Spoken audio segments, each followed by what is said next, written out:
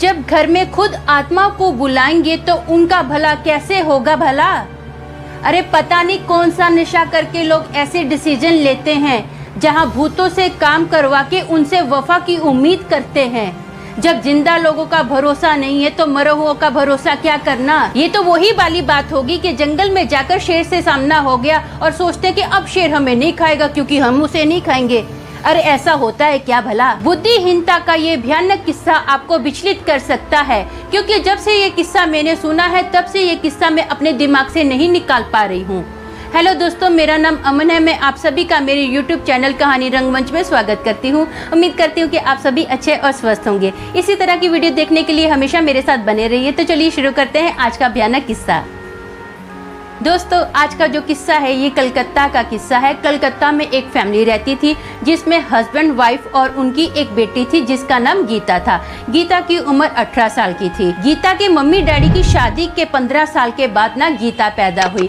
गीता अपने माँ बाप की बहुत ही लाडली और इकलौती औलाद थी। गीता बहुत अमीर थी, उसको ना पैसे की कोई कमी नहीं थी। वो जिस भी चीज पर हाथ रखती थी उसको वो चीज मिल जाती थी। गीता एक कॉलेज में पढ़ती है, वहाँ पर उसका अफेयर ना मनोज से हो जाता है। मनोज अपने पिताजी के साथ कैंटीन में काम करता है। ये जो लोग हैं ना, कॉलेज में जो कैंटीन रहती है उसको कॉन्ट्रैक्ट में ले लेते हैं, भाड़े पर ले लेते हैं। गीता के अफेयर का पता ना गीता के मम्मी डैडी को लग जाता है। वो ना गीता को साफ सीधा मना कर देते हैं कि तू मनोज से रिश्ता खत्म कर दे, क्योंकि मनोज तेरे लायक नहीं है, ये तेरे पैसे के पीछे हाथ धोकर पड़ा हुआ है। तो गीता बोलती है नहीं, वो बहुत अच्छा एक मेहनती लड़का है, वो ऐसा लड़का नहीं है, आप उसे मिलिए तो सही। तो उसके मम्मी डैडी साफ सीधा मना कर देते हैं और उसके मम्मी डैडी गीता को ये भी बोलते हैं कि हम तेरी शादी ना एक अच्छे बड़े घर में करेंगे। तो गीता बोलती मुझे पहले पैसे की क्या कमी है जो मैं और अच्छे बड़े घर में चाहती हूँ कि मेरी शादी हो, मैं सिर्फ मनोज को चाहती हूँ, मनोज से शादी करूंगी। तो उसके मम्मी डैडी बहुत भड़क जाते हैं। वो साफ सीधा गीता को मना कर देते हैं कि वो हमारे स्टैंडर्ड का नहीं है, तेरी उससे शादी नहीं हो सकती तो नहीं हो सकती है। गीता ना एक दिन मनोज से शादी करके अपने घर पर आती है अपने मम्मी डैडी का आशीर्वाद लेने के लिए।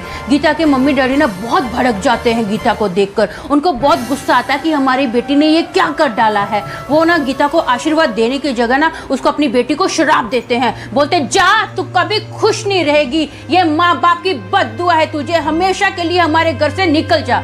गीता ऑन द स्पॉट ना उनके घर से निकल जाती है। अब गीता को गए हुए ना 20 साल हो जाते हैं। गीता का कुछ पता नहीं है कि वो कहाँ है, क्या कर रही है, उसकी कोई न्यूज नहीं है। अब गीता के मम्मी डैडी की एज हो गई है। गीता के मम्मी डैडी को ना बहुत टेंशन होती है कि हमारी ये जो पूरी प्रॉपर्टी है, ये प्रॉपर्टी अगर हमारी बेटी को नहीं मिली ना, जो हमारे रिश्तेदार हैं जो कि सिर्फ हमारी प्रॉपर्टी को हड़पना ही चाहते हैं, तो वो हमारी प्रॉपर्टी को बेच खाएंगे। इसको हमारी बेटी को तो पाई तक नहीं मिलेगी। नहीं, ऐसा नहीं होना चाहिए, हमारी बेटी को हमारी प्रॉपर्टी मिलनी चाहिए। वो एक बार ना वकील को अपने घर पर बुलाते हैं और वो पूरे कागज पत्र जो भी रहता है पूरे सब तैयार कर लेते हैं कि हमारे ना मरने के बाद ये प्रॉपर्टी जो है हमारी बेटी को ही मिले। और पूरी जो वसीयत है ना अब गीता के नाम पर हो गई है। गीता के नाम पर तो होगी, लेकिन वकील जो होता है ना वो उनको एक एडवाइस देता है। वो बोलता है देखो, गीता को गए हुए 20 साल हो गए हैं, गीता कहाँ है, क्या कर रही है, हमको कुछ पता भी नहीं है, हमें उसके बारे में कोई खबर ही नहीं है। अगर आपके मरने के बाद गीता इस प्रॉपर्टी पर हक जमाने नहीं आई ना,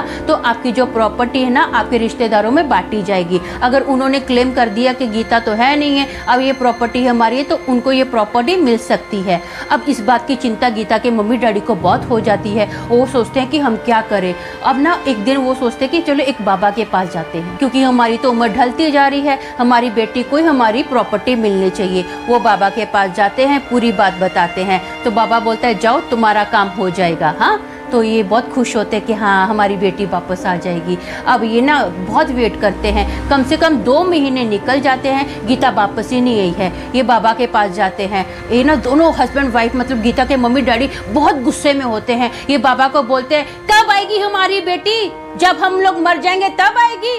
हाँ, हमारे जो रिश्तेदार है ना अयाशियां कर करके इस पूरी प्रॉपर्टी को उड़ा डालेंगे। हमारी जो प्रॉपर्टी है हमारी बेटी को ही मिलनी चाहिए।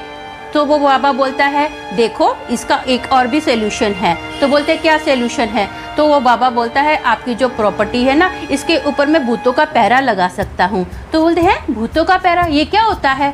तो वो बाबा बोलता है देखो ये गीता के बिना ना किसी को भी आपकी प्रॉपर्टी नहीं मिलेगी। जो भी इस प्रॉपर्टी पर अपनी नज़र गड़ाए रखेगा ना, जो चाहेगा कि ये प्रॉपर्टी मुझे मिल जाए, तो ये भूत उसको जिंदा नहीं छोड़ेगी, चाहे उसका खुद का पति क्यों ना हो। तो ये दोनों ना हस्बैंड वाइफ बहुत खुश हो जाते हैं, बोलते हैं हाँ हाँ जल्दी करो जल्दी करो। तो वो बाबा बोलता है देखो इसके लिए ना तुमको काला जादू का सहारा लेना पड़ेगा, सीधी उंगली से काम नहीं होगा। तो बोलते जो करना है करो, बस ये पूरी प्रॉपर्टी हमारी बेटी को मिलनी चाहिए और किसी को नहीं मिलनी चाहिए। तो वो बाबा बोलता है ठीक है जाओ आपका काम हो गया समझो। तो ये बहुत खुश होते हैं। वो बाबा जो भी होता है ना काला जादू करके इनका पूरा घर बांध देता है कि गीता को ये प्रॉपर्टी मिले। अब इनकी उम्र बहुत ज़्यादा हो गई है, तबीयत भी बहुत ज़्यादा ख़राब रह रही है। तो ये सोचते हैं कि क्यों ना हम ऐसा करते हैं, एक नर्स को हायर कर लेते हैं जो हमारा ध्यान दे। वैसे तो इनके घर पर बहुत सारे नौकर हैं, लेकिन इनको एक पढ़ा लिखा बंदा चाहिए जो इनकी हेल्थ का ध्यान दे सके। तो ये ना सोनू नाम की एक नर्स को अपॉइंट करते हैं। ये जो सोनू है ना ये डॉक्टर की पढ़ाई तो कर ही रही है, साथ साथ में ये नर्सिंग का भी काम करती है।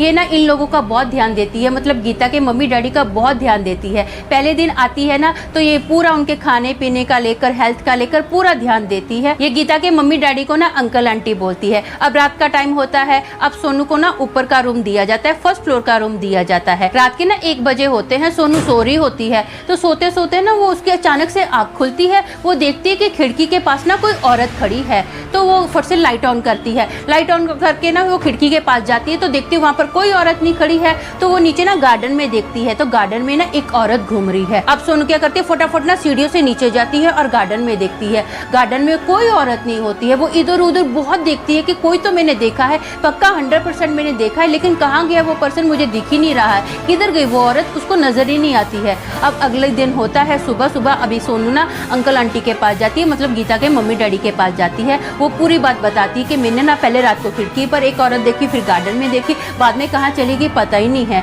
तो अभी गीता के मम्मी डैडी बोलते हैं बेटा ये तुम्हारा ना वहम होगा, या फिर ऐसा है तो कल बहुत थक भी गई थी, ट्रैवलिंग भी की, फिर पूरा दिन हमारा ध्यान भी दिया, हो सकता है तुमने कुछ सपना देखा हो। हमारे घर में कोई भूत प्रेत नहीं है, तू टेंशन मत ले, आराम से इस घर में रह सकती है, ऐसा कुछ भी नहीं है, तो बिंदास इस घर पर रह। तो सोनू बोलती है ठीक है। अब ना सोनू कुछ काम के लिए बाहर जाती है, तो पीछे से ना दोनों हस्बैंड वाइफ तालियां मार मार के हंसते हैं। तो बोलते हैं लगता है हमारा काम हो गया, हमारी चाल ना कामयाब होगी। अब देखते हैं वो भूत इसके साथ क्या क्या करता है। हमारी प्रॉपर्टी लगता है सेफ है। बहुत खुश होते हैं ये लोग ना, देखते हैं आगे क्या होता है। बहुत एक्साइटमेंट में ये लोग बातें करते हैं, बहुत एक्साइटमेंट में ये लोग बातें करते हैं। पूरा दिन सोनू के साथ कुछ भी नहीं होता, पूरा दिन अच्छे से जाता है। अब रात का समय होता है, लगभग ना रात के 12 बजे होते हैं। सोनू पढ़ाई कर रही है अपने बेड पर। पढ़ाई करते करते उसको ना हल्की हल्की नींद भी आ रही है, लेकिन फिर भी वो पढ़ाई कर रही है। पढ़ाई करते करते उसको ऐसा लगता है कि उसके ना बेड के लेफ्ट एंड राइट दोनों साइड से ना 2 हाथ ऐसे निकल रहे हैं, बेड के अंदर से ऐसे निकल रहे हैं, और सीधा वो आकर ना सोनू का गला पकड़ लेते हैं। सोनू धाड़ देने दोनों हाथों को दूर फेंकती है और चीखती हुई नीचे जाती है, फटाफट नीचे जाती है, सीढ़ियों से चीख रही है, बहुत जोर जोर से चीख रही है। तो जो नौकर होते हैं ना और अंकल आंटी होते हैं, सब लोग फटाफट बाहर आ जाते हैं, पूछते हैं कि क्या हो गया क्या हो गया। तो सोनू पूरा बात बताती है कि मेरे रूम में कोई है, ऐसे कोई 2 हाथ आए मेरे गले पर लिपट गए थे, मैंने उनको दूर फेंका। तो जो नौकर होते हैं ना फटाफट ऊपर जाते हैं, ऊपर जाते पूरा रूम चेक कर लेते हैं, उनको कोई नजर नहीं आता है। वो आके बोलते हैं कि यहाँ पर कोई भी नहीं है, आपका शायद वहम होगा, आपने कोई सपना देख लिया होगा। सोनू बोलते नहीं नहीं मैंने कोई सपना नहीं देखा है, मेरा भरोसा कीजिए, मैंने सच में मैंने 2 हाथों को देखा है। तो उसके अभी अंकल आंटी होते हैं, बोलते बेटा तू शांति से सो जा, तेरे को ना थोड़ा आराम की ज़रूरत है। तो सोनू बोलते ठीक है मैं ना अभी ऊपर नहीं सोऊंगी, मैं इधर हॉल में सोफे पर सो जाती हूँ। तो बोले ठीक है जहाँ तेरा दिल करता है तू सो जा। अब ना सोनू सो रही होती है, हॉल में सो रही है, तो सब लोग अपने अपने रूम में है। अब सोनू को ना किसी औरत की आवाज़ आती है, पायल की आवाज़ आ रही है, छन छन छन। सोनू ना उस आवाज़ को फॉलो कर रही है, कंटिन्यू आवाज़ को फॉलो करते करते उस आवाज़ के पीछे जा रही है। तो वो ना बेसमेंट में चली जाती है। बेसमेंट में देखती है कि एक औरत है जो हवा में खड़ी है, उसके लंबे बाल हैं, लाल लाल आँखें हैं, और उसकी जुबान बहुत बड़ी है, और उसकी बहुत डरावनी आँखें हैं, और उसका जो एक साइड का फेस है ना पूरा जला हुआ है, और एक साइड का फेस पूरा नॉर्मल है। अब सोनू चीखती है और फटाफट वहाँ से भागती है, कंटिन्यू भागती है, भागती चीखती जा रही है, चीखती जा रही है, उसको ना सांस भी नहीं मिल रही है, फिर भी वो चीखती जा रही है। वो हॉल में आती है, सब लोग जमा हो जाते हैं, पूछते क्या हुआ क्या हुआ। वो बताती है कि बेसमेंट में ना ऐसे ऐसे मैंने एक औरत को देखा है। जो नौकर होते हैं ना फटाफट जाते हैं बेसमेंट में, देखते हैं वहाँ पर उनको कोई नजर नहीं आता है। वो सोनू को आके बोलते हैं मैडम क्यों हमको परेशान कर रहे हो रात के टाइम पर, देखो टाइम क्या हो गया है, हमें सुबह कितना काम है, हाँ हमारी क्यों नींद खराब कर रहे हो। कभी आपको अपना रूम में कुछ दिखाई देता है, कभी आपको बेसमेंट में दिखाई देता है। ये जो सारी हरकतें हो रही है ना, ये अब अंकल आंटी मतलब गीता के मम्मी डैडी ना चुपके से ऊपर से देख रहे हैं। तो सोनू बोलती है मेरा भरोसा करो और मेरे साथ ना तमीज से बात करो, तुम लोग जानते नहीं हो कि मैं कौन हूँ। तो बोलते हैं आप जो भी हो प्लीज हमारी नींद मत हराम करो, हमें सोने दो। तो अब वो लोग अपने अपने रूम में चले जाते हैं। अब सोनू भी बोलते हैं ठीक है, तुम लोग मेरी बात पर भरोसा नहीं करते ना, मत करो, मैं जाकर अंकल आंटी को बताती हूँ। अब सोनू सीढ़ियों पर तो जाती है लेकिन वो अंकल आंटी के रूम में नहीं जाती है, वो अपने रूम में जाती है। सुबह होती है, सुबह ना एक नौकर अपने मालिक का दरवाजा ठक ठक ठक ठक खटखटाता है। तो मालिक पूछता है क्या हो गया? बोले पता नहीं मैडम को क्या हो गया है, सोनू मैडम की अजीब सी लाल लाल आंखें हुई पड़ी हैं, अजीब सा कुछ बोल रही है, कुछ समझ में नहीं आ रही है, उसके पूरे कपड़े फटे हुए हैं, अपने बालों को भी ऐसे ऐसे खींच रही है, अजीब सा कुछ बोलती जा रही है। तो अब जाकर ना वो फटाफट जो भी गीता के मम्मी डैडी होते हैं वो सोनू के पास जाके देखते हैं कि इसको क्या हो गया है। अब उनको समझ में आ जाता है कि इसके अंदर ना भूत आया है। अंदर से वो लोग बहुत खुश होते हैं। अब सोनू ना सीधा चलती जा रही है, सीढ़ियों से नीचे आ रही है और दरवाजे के पास आ गई है। तो अभी दोनों ना गीता के मम्मी डैडी बोलते हैं दरवाजा खोल दो, दरवाजा खोल दो। तो जो नौकर होते दरवाजा खोल देते हैं। सीधा सोनू घर के बाहर निकल जाती है। तो एक नौकर बोलता है हमको ना पुलिस को रिपोर्ट लिखवानी चाहिए। तो उसके मम्मी डैडी बोलते हैं गीता के, बोले क्या रिपोर्ट लिखानी चाहिए? हाँ, कौन हमारी बात पर भरोसा करेगा कि इस घर में भूत है, बल्कि लोग उल्टा हमारी बात पर हंसेंगे। रिपोर्ट लिखानी चाहिए, रिपोर्ट लिखानी चाहिए, चुपचाप अपना मुंह बंद रख। अब वो नौकर ना डांट खाकर ऐसे अपना मुंह नीचे कर लेता है। अब ना शाम के टाइम पर ये दोनों मतलब गीता के मम्मी डैडी ना पार्टी करते हैं, मस्त दारू वगैरह पीते हैं। अब सुबह होती है, नेक्स्ट सुबह जैसी होती है ना, तो सुबह सुबह गीता आती है।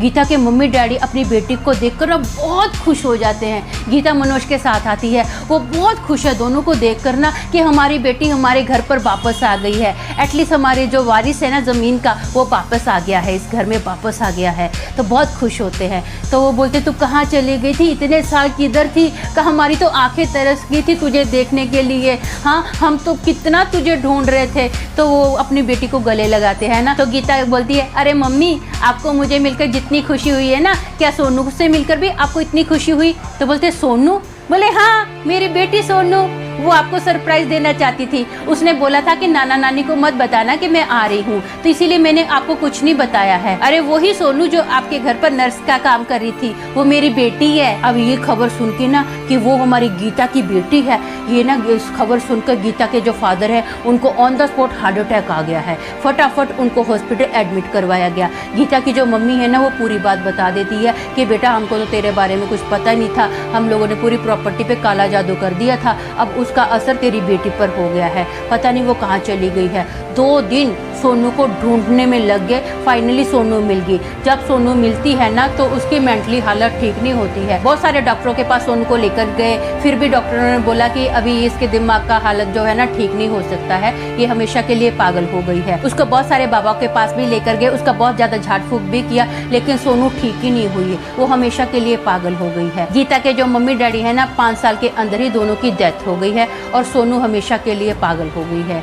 दोस्तों मेरा मानना ये है कि सोनू के जो नाना नानी ने कदम उठाया था काले जादू का, ये बहुत ही गंदा बुरा कदम उठाया था, क्योंकि जो लोग जादू टूना करते हैं ना, जा करवाते हैं, उनके ऊपर दोनों के ऊपर ये असर होता ही होता है। तो ऐसा गंदा स्टेप उनको नहीं लेना चाहिए था, बुरे काम का बुरा नतीजा होता ही होता है। तो आज के लिए बस इतना ही, कल फिर मिलूंगी और एक भयानक किस्से के साथ। तब तक के लिए शालोम, शांति और सलाम।